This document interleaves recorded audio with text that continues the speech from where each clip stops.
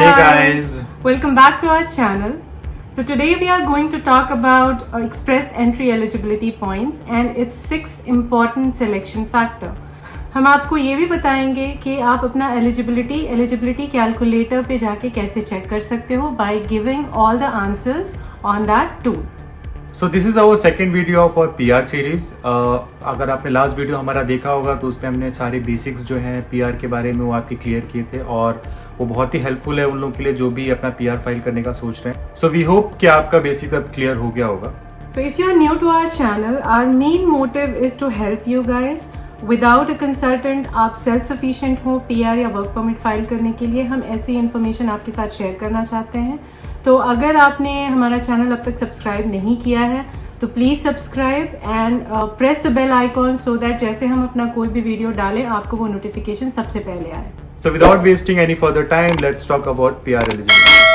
So basically eligibility is a 100-point scale जो 6 different factors से मिलके बनता है. आपको एलिजिबल होने के लिए 67 आउट ऑफ 100 पॉइंट्स चाहिए होते हैं. 67 is the minimum eligibility for you to enter into express entry pool. So let's see what are the different selection factors for you to be eligible. On the screen you are seeing 6 selection factors of express entry. The first selection factor is language skill, which can give you 28 points. The second one is education, that can give you 25 points. Third one is work experience, which can give you 15 points. Fourth one is age, that has 12 points. Fifth one is arranged employment in Canada, that has 10 points. And the last and the sixth one is adaptability, that can give you 10 points. तो ये सारा मिला के आपको 100 points होता है total, out of which to be eligible you have to score at least 67 points. So now let's talk about the first important selection factor, which is language. Canada में 2 official language होती है, एक तो English है और दूसरा है French. Primary official language है इंग्लिश और सेकंड ऑफिशियल लैंग्वेज है फ्रेंच.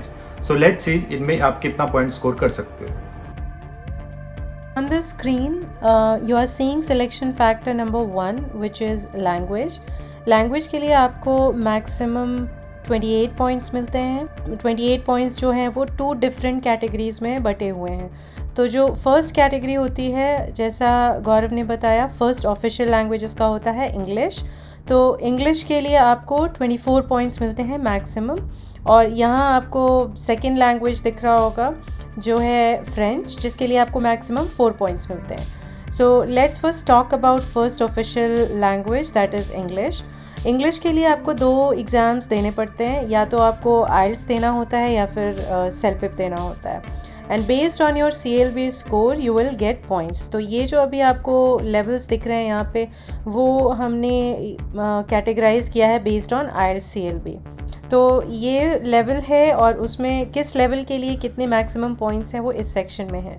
तो as you can see on the screen, for CLB 9 और 10 you can get maximum 24 points. तो अगर आपने IELTS एग्ज़ाम दिया है और उसमें आपको CLB 9 या 10 आया है तो आपको मैक्सिमम 24 पॉइंट्स मिलेंगे. वैसे ही अगर आपका CLB 8 आया है तो फिर आपको 20 पॉइंट्स मिलेंगे. CLB 7 के लिए you can gate 16 points. But if you get any CLB score less than 7 then you are not eligible for PR. Make sure कि आपको एटलीस्ट CLB 7 आए. और CRS स्कोर को इंक्रीज़ करने के लिए और PR में इनविटेशन लेने के लिए आपको कोशिश करनी है कि आप CLB 9 या 10 स्कोर करें. इसके बेसिस पे आपको 24 पॉइंट्स मिलते हैं जो कि मैक्सिमम है. सो हर एक पॉइंट मैटर करता है. Make sure you target your CLB score to 9 और 10. Now coming to the second category for language, which is second official language, French. तो अगर आपके पास फ्रेंच लैंग्वेज की नॉलेज है, रीडिंग, राइटिंग, स्पीकिंग, तो आप फ्रेंच टेस्ट दे सकते हो विच इज़ कॉल्ड TEF. और उसमें आपको मैक्सिमम 4 पॉइंट्स मिलते हैं. So you have to get minimum CLB 5 in order to get 4 points in second official language. So out of 28, 24 points is for English and 4 points is for French. तो French language पे ज़्यादा focus करने की ज़रूरत नहीं है if you are not someone who knows French language. ये सिर्फ उनके लिए है जिनको फ्रेंच की नॉलेज होती है. तो for you if you are only English speaking person, your maximum points can go up to 24. So now let's talk about the second selection factor which is education. और हम इसमें देखते हैं कि आप कितना पॉइंट्स में स्कोर कर सकते हो. Selection factor number 2 is education, in which you can get maximum points of 25. So यहाँ पे different levels हैं और different points हैं based on your education background. So the lowest education level is senior secondary, that is 12th. इसमें आपको 5 points मिलते हैं. Diploma 1 year में आपको 15 पॉइंट्स मिलते हैं. डिप्लोमा 2 इयर्स में आपको 19 पॉइंट्स मिलते हैं. बैचलर्स अगर आपने किया हुआ है तो आपको मिलेंगे 21 पॉइंट्स. 2 और मोर डिग्रीज़, यानी अगर आपको बैचलर्स और डुअल बैचलर डिग्री या 2 डिग्रीज़ आपने एट द सेम टाइम लिया हुआ है तो उसके आपको 22 पॉइंट्स मिलेंगे. मास्टर्स लेवल के लिए आपको 23 पॉइंट्स मिलेंगे. And if you are doctoral और if you are PhD holder then you will get full 25 points. So we would not recommend you to apply for PR if you just have 12th certificate with you, because आजकल competition की वजह से CR score बहुत ज़्यादा high जा रहा है and you don't want to get only 5 points in your education. So we would recommend minimum bachelor's degree which will give you at least 21 points. The third selection factor is work experience. So work experience में आपको based on your years of experience कुछ points मिलते हैं. Let's see वो points कैसे distribute होते हैं. Third selection factor in your eligibility calculation is work experience. Maximum points that you can get from your work experience is 15. So now we'll see what are the different years of work experience and what are the points that you can get based on that. So you should have minimum 1 year of continuous experience in any of your fields to be eligible for PR. So if you have any work experience less than 1 year, you will not be eligible to apply for PR. अगर आपका 1 year continuous experience है, then you will get 9 points. What does this mean if I say 1 year continuous? इसका मतलब ये होता है कि if you have let's say 6 months of experience in company A and 6 months of experience in company B, that will not count as 1 year of continuous experience. तो किसी भी एक कंपनी में आपको एटलीस्ट कॉन्टिन्यूसली फॉर 1 ईयर काम करना है. That experience will count as 1 year of continuous experience और उसके लिए आपको मिलेंगे 9 points. And then if you have work experience of around 2 to 3 years then you will get 11 points. अगर 4 से 5 साल का एक्सपीरियंस है आपको तो आपको मिलेंगे 13 points. And if you have 6 और more then you will get 15 points. तो मैक्सिमम आपको 15 पॉइंट्स मिलते हैं. For that you will have to have experience of 6 और मोर ईयर्स. इसके अलावा as I said, you should have minimum 1 year of continuous experience, and that experience should be as a full-time job and a paid job for at least 30 hours per week. और अगर आप part time job कर रहे हो तो it should be 15 hours per week for 24 months, that is for 2 years. Your job experience should fall under any of these NOC code or skill type, which is 0, A and B. And for this you can check IRCC website what are the different skill types called and what is 0, A and B. And we will also make videos on NOC code और कौन-कौन से different NOC code इस skill type के under में fall करते हैं. इसके लिए हम separate video बनाएंगे. The fourth selection factor is age. Age एक ऐसा फैक्टर है जिसमें आप कुछ कर नहीं सकते. आपका जो है एज उसको आप उसके हिसाब से आपको पॉइंट्स मिलेंगे. सो ये एज भी काफ़ी हद तक आपके स्कोर को अफेक्ट करता है. Let's see how this age factor is affecting your score.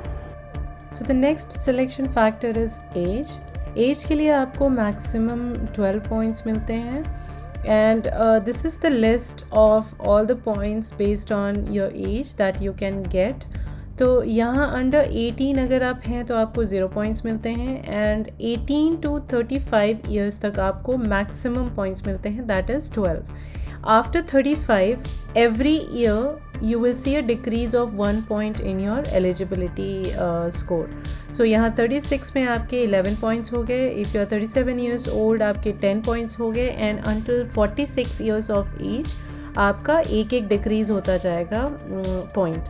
So 46 years में आपको 1 पॉइंट मिलेगा, एंड आफ्टर 47 और older you will gate 0 point. So the maximum point you can get is 12 and the minimum you can get is 1, and maximum age would be 46 तक आपको age के points मिलेंगे, and you can. The next selection factor is arranged employment in Canada. अगर आपके पास एक Canadian job offer है तो आपके सिलेक्शन पॉइंट को कैसे अफेक्ट करता है, we'll see that.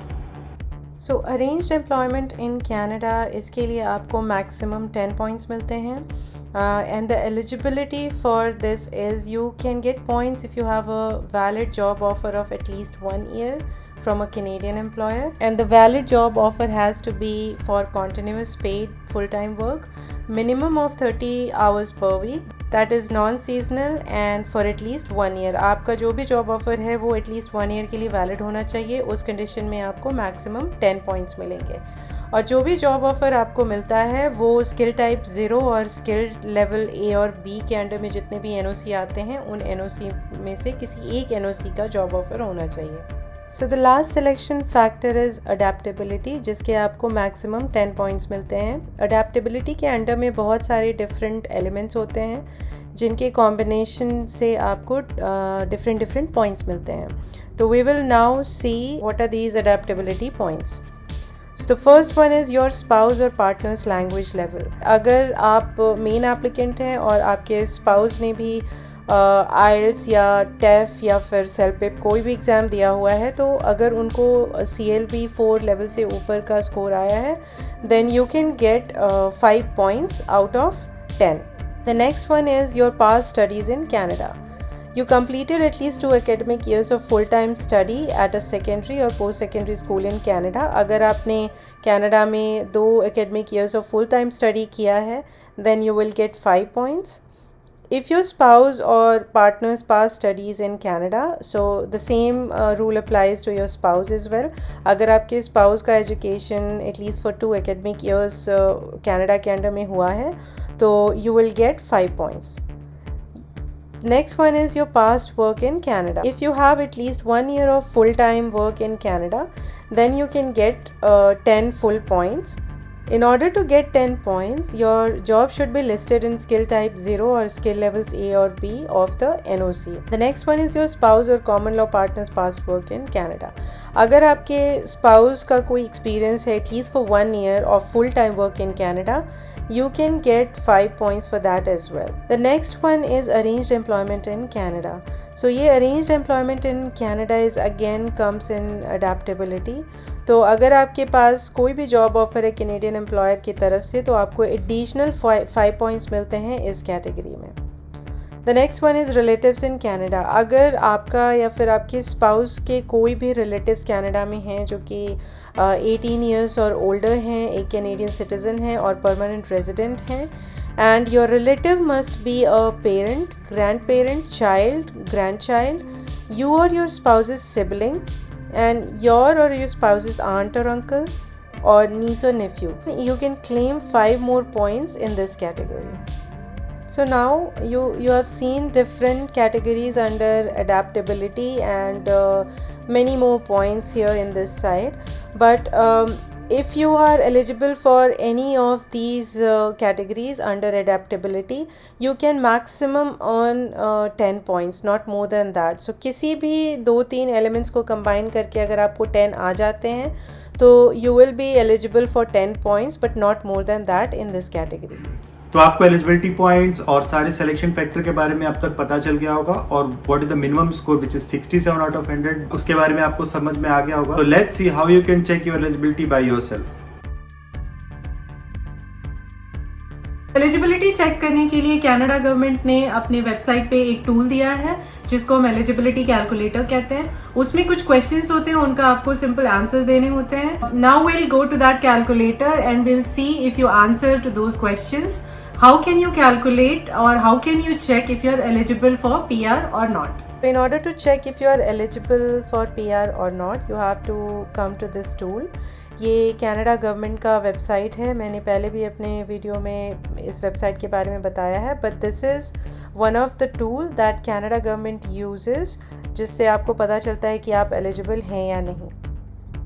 We'll click on check your eligibility. This is the tool that you are seeing here. This will have a lot of questions. So we'll go and select one by one. The first question says, which province or territory do you plan to live in? If you don't know yet, choose the province or territory you are most interested in. So I'll select Ontario and click on next. The second question is asking about your official languages for English and French. So you need to submit language test results for all programs under Express Entry, even if English or French is your first language. तो इसमें ये question ये पूछ रहा है कि कौन सा लैंग्वेज टेस्ट आपने दिया है for your first official language, and the different options are IELTS, CELPIP, TEF and TCF. TEF और TCF जो है वो फ्रेंच के लिए होता है, एंड IELTS एंड CELPIP जो है इंग्लिश के लिए होता है. तो I'll select IELTS and click on next. Then this is asking you about your date that you have taken your IELTS exam. तो आपके टेस्ट के जो स्कोर्स हैं वो वैलिड होने चाहिए at the time of your PR application.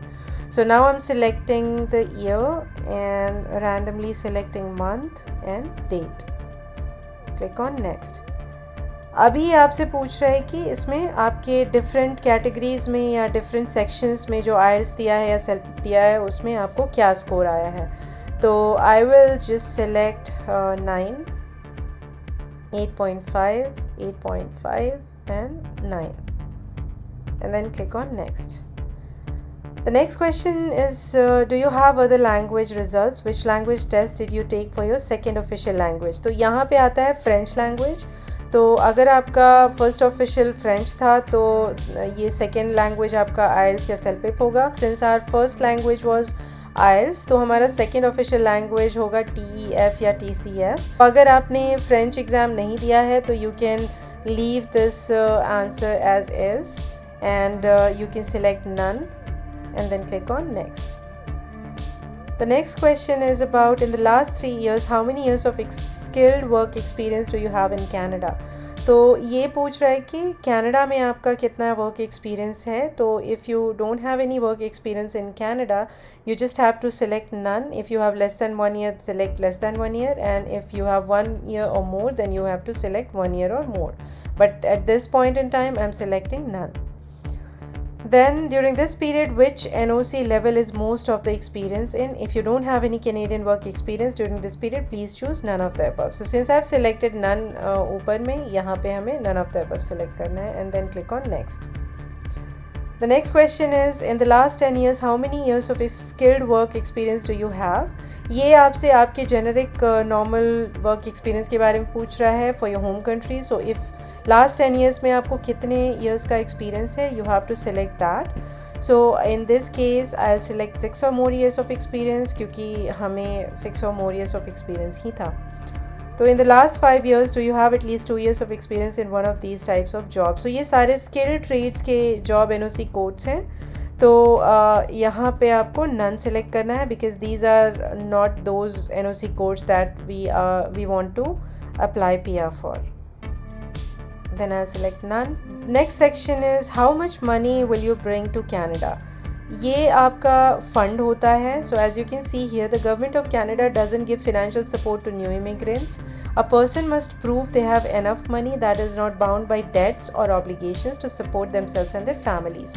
तो हम जब भी कनाडा आते हैं on PR, we need to show proof of fund, जिसको दिखाने के बाद कनाडा गवर्नमेंट अश्योर हो जाता है कि you have some amount with you, जो कि उनका minimum eligibility होता है to support yourself and your family members. So you have to select at least 16,000 to 19,000. क्योंकि ये डिपेंड करता है कि आप सिंगल आ रहे हो या अपनी फैमिली के साथ, तो ये जो कैनेडियन डॉलर है, ये अमाउंट है, ये वैरी करेगा based on that. Then the next question is, how many family members do you have? I'll select 1. You need to select based on your situation. Click on next. This question is talking about valid job offer in Canada. तो अगर आपके पास कोई job offer है Canadian employer के through, then you need to select yes, else no. I'm selecting no. Then your birth date. So ये birth date से आपका age calculate होता है and based on that आपका points calculate करेंगे as we already have explained. So I'll just go for a random year and random month and random date. The next question is, what is the highest level of education for which you have earned a Canadian degree, diploma or certificate, or have had an educational credential assessment? If you did not earn a Canadian degree, diploma or certificate, you may need to have your foreign education assessed by an agency. ये एक step होता है. तो अगर आपने Canada में studies नहीं करी है, देन आपको अपनी डिग्री जो है वो वैलिडेट करानी होती है, असेस करानी होती है कैनेडियन ऑर्गेनाइजेशंस के थ्रू. 2-3 एजेंसीज़ होती हैं जिसमें आप अपने सर्टिफिकेट्स और डिग्री सेंड कर सकते हो, और वो असेस करके आप बताते हैं whether you are qualified or your degree is valid for Canada or not, and based on that you will select this answer. So I'll select bachelor's degree or a 3 or more year program at a university and click on next. This has different questions. इन सबको जो भी आपके situation के लिए apply करता है, you have to select. The first one is, I have studied full time in Canada for 2 years or more. ये मेरे situation में नहीं था, तो I'll not select. Second one is, I have at least 2 years of full time work experience in Canada. तो ये भी नहीं है. The third one is, I have a relative in Canada. So ये सारे जो हैं ये adaptability के लिए questions पूछे जाते हैं, so that you can get 10 points based on your selections. But इस situation में मैं none of the above select करती हूँ and I'll click on next. Then it is asking you about your marital status. So I will select married and then click on next. Does your spouse or partner plan to come with you to Canada? I'll select yes. Is your spouse or partner a citizen or permanent resident of Canada? I'll select no. Then click on next. Has your spouse or partner studied in Canada? No. Has your spouse or partner worked in Canada full time? This will be no again. Has your spouse or partner taken an English or French language test? So this depends whether your spouse has given any language test or not. So हमारे situation में दिया था, so I'll select IELTS, and then again the date for the exam that your spouse has taken and the scores that your spouse had gotten. So make sure कि आपको IELTS का जो भी हमने स्कोर मिनिमम मैक्सिमम बताया है spouse के लिए एंड मेन एप्लीकेंट के लिए, वो आप फॉलो करो. And then here is your result. So now your result is saying, based on your answers, you appear to be eligible for express entry, and here are some of the steps that you have to take. This is your reference code. So अगर आप ये reference code, अगर आप ये same step follow करते हो eligibility calculate करने के लिए, and if your result says you appear to be eligible for express entry, then you will get this personal reference code, और इस reference code को यूज़ करके आपको अपना अकाउंट क्रिएट करना है. So ये जो आपका पर्सनल रेफरेंस कोड है, इसकी भी एक वैलिडिटी होती है, एक एक्सपायरी डेट होती है. तो in this case today is 24 जुलाई, तो मुझे 2 महीने का टाइम दिया है कि 23 सितंबर तक ये वैलिड रहेगा code, and based on this code I can apply and create an account. अगर आप सितंबर 23 को क्रॉस कर जाते हो, then again you have to go through the same process. Eligibility check करना है, then generate your personal reference code, and using this code you need to create an account on IRCC. तो फिर आप इस तरीके से अपना एलिजिबिलिटी चेक कर सकते हो, and now you know each and everything about eligibility points, selection factors, and how you can check if you are eligible for Canada PR और नॉट. जो भी हमने आज के वीडियो में आपको बताया है वो होते हैं eligibility points, which is 67. Don't get confused with CRS score. Eligibility point is different than CRS score. Even though you are eligible for Canada PR, in order to get ITA invitation मिलने के लिए आपका CRS score high होना चाहिए, या जो भी current drawers निकल रहे हैं उसके अंडर में आना चाहिए, so that you can get invited for Canada PR। But still this is the first and basic point. अगर आपको कनाडा आना है तो सबसे पहले आपको एलिजिबल होना है, इसलिए ये सारे पॉइंट जरूरी हैं। You have to check yourself कि आप एलिजिबल हो या नहीं, और उसके बाद आप बाकी प्रोसेस कर सकते हो। ये सेम स्टेप करने के लिए जो आज हमने आपको बताया, दैट इज एलिजिबिलिटी चेक करने के लिए जो कंसल्टेंट्स होते हैं वो आपको अराउंड 3,000 to 4,000 चार्ज करते हैं। तो हमारा ये वीडियो बनाने का मोटिव ये है कि आप इस एलिजिबिलिटी को खुद से चेक कर सकते हो without going to a consultant, and आप अपना 3,000 to 4,000 बचा सकते हो। It's not a lot of money for many people, लेकिन ये बहुत ही बेसिक चीजें हैं जिसको आप अवॉइड कर सकते हो कंसल्टेंट के थ्रू अप्लाई करना, और आप खुद से कर सकते हो। So this video's motive is to make you self sufficient. Follow करके आप ये सारे स्टेप्स को खुद से फॉलो कर सकते हो rather than going to a consultant. So we are not against any consultant, और we are not saying that you should not go to any consultant. अगर आपके पास टाइम नहीं है, डेफिनेटली आप कंसल्टेंट के पास जाइए। बट ये जो स्मॉल स्टेप्स हैं जिसमें आप खुद कुछ कैलकुलेट कर सकते हो और आप खुद देख सकते हो, वो डेफिनेटली आपको खुद करना चाहिए। और अगर आप कंसल्टेंट से भी करवा रहे हो तो आपको एटलीस्ट इनकी नॉलेज होनी चाहिए, और जो भी स्टेप्स हम आगे भी बताने वाले हैं या आगे जो वीडियोस डालने वाले हैं वो सब आपको यही नॉलेज देगा कि अगर आप कंसल्टेंट के पास भी जा रहे हो तो आपके पास सारी बेसिक इन्फॉर्मेशन रहेगी। You can negotiate on that, you can check if they are doing it correctly और नॉट, सो दैट आपको कोई प्रॉब्लम नहीं हो फ्यूचर में। और अगर आपको खुद से करना है तो definitely you can go with yourself. तो आजकल बहुत सारे फ्रॉड्स भी हो रहे हैं। कंसल्टेंट्स आपसे किसी भी स्टेज में भी पैसे का डिमांड कर सकते हैं। फॉर एग्जाम्पल, इसी स्टेज के लिए जो कि बहुत ही बेसिक स्टेप है और आप खुद से कर सकते हो, sometimes consultants ask more money, क्योंकि वो आपको पहले बोलते हैं कि you are not eligible for PR, but अगर आप हमें थोड़े और पैसे देते हो तो we can make your eligibility for PR, जो कि इम्पॉसिबल है। जो भी हमने आपको 6 सिलेक्शन फैक्टर्स बताए हैं, वही सिलेक्शन फैक्टर्स आपका एलिजिबिलिटी डिफाइन करता है। नथिंग एल्स कैन डिफाइन और increase your eligibility. So it's better कि आप इन सारी बेसिक चीज़ों के लिए खुद से सेल्फ सफिशिएंट हो, और कनाडा ने बहुत अच्छे टूल्स दिए हैं कैलकुलेट करने के लिए। जस्ट रिसर्च योर सेल्फ और अपनी एलिजिबिलिटी चेक करो, सेव योर मनी, एंड जितनी इन्फॉर्मेशन ले सकते हो उतनी इन्फॉर्मेशन लो, ताकि जितने भी फ्रॉडस्टर हैं मार्केट में उनसे आप बच सको। That's it for today's video. I hope आपको आज का वीडियो इंफॉर्मेटिव लगा होगा, और हमारा जो बेसिक फंडा यही है कि आपको सब समझ में आ जाए। ये जो बेसिक फॉर्मेलिटीज़ हैं PR की, ये आपको अच्छे से समझ में आए, सो दैट आप कहीं भी किसी फ्रॉड में ना फंसो। अगर आपको अभी भी कोई कंफ्यूजन है या कोई इन्फॉर्मेशन ऐसी लगती है जो हमने मिस कर दी इसमें, तो आप हमारे कमेंट सेक्शन में कमेंट कर सकते हो। अगर आपने अब तक हमारे चैनल को सब्सक्राइब नहीं किया है और आपको हमारे वीडियोस अच्छे लगते हैं, तो please don't forget to subscribe our channel which is Times of Life, and please press the bell icon so that you can get the latest update from our channel. So we'll see you again in our next video. Till then, take care of yourself. Bye.